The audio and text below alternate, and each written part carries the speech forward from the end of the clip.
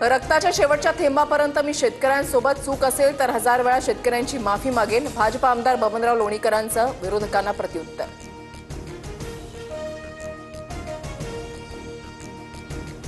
लोणीकरांनी शेतकऱ्यांची माफी मागितली नाही हे महाराष्ट्राचं दुर्दैव. विधानसभेत विरोधकांचा गदारोळ तर मंत्री लोणीकरांची वकिली करतायत. सरकारची ही तीच भूमिका आहे का? वडेट्टीवारांचा सवाल.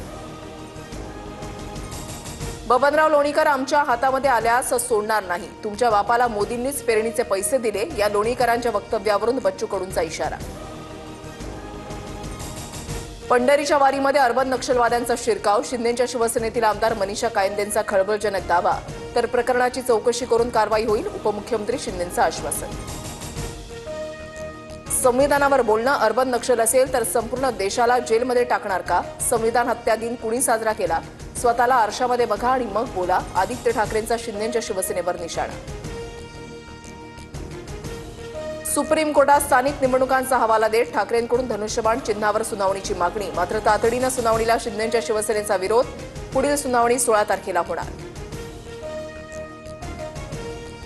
उद्धव ठाकरे राज ठाकरेंना पक्षामध्ये घेणार नाहीत. तसं झाल्यास राज ठाकरे शिवसेना प्रमुख होतील आणि उद्धव ठाकरे संपतील. भाजप नेते नारायण राणेंचा हल्लाबोल. एवढं प्रेम उतू जातंय तर मातोश्रीचा एक भाग राज ठाकरेंना देणार का? नारायण राणेंचा उद्धव ठाकरेंना खोचक सवाल. तर दोन्ही भाऊ एकत्र आल्यास काही होणार नाही अशीही टीका. बॉम्बे स्कॉटिशमध्ये शिकून भारतीय भाषांना विरोध होतोय. फडणवीसांचा आदित्य आणि अमित ठाकरेंवरून टोला तर इंटरनॅशनल स्कूलचा धंदा तुम्हीच सुरू केला असं म्हणत संजय राऊतांचा पलटवार.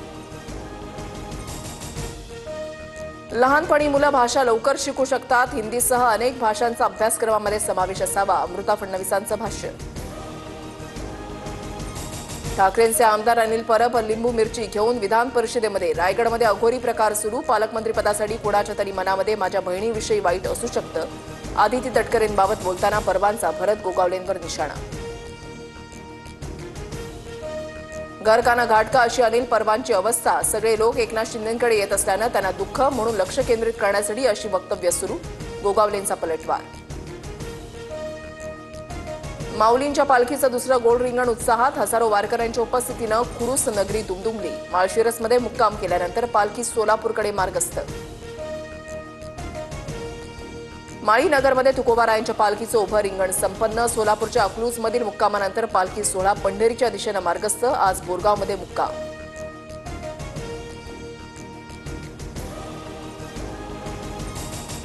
काश्मीरच्या मुद्द्यावरून पाकिस्तानची पुन्हा आगळीक. संयुक्त राष्ट्र सुरक्षा परिषदेचं अध्यक्षपद मिळताच काश्मीरचा मुद्दा उपस्थित. भारताच्या भूमिकेकडे लक्ष. बांगलादेशच्या माजी पंतप्रधान शेख हसीनांना 6 महिन्यांचा तुरुंगवास. एका अवमान प्रकरणामध्ये आंतरराष्ट्रीय गुन्हे न्यायाधिकरणानं सुनावली शिक्षा.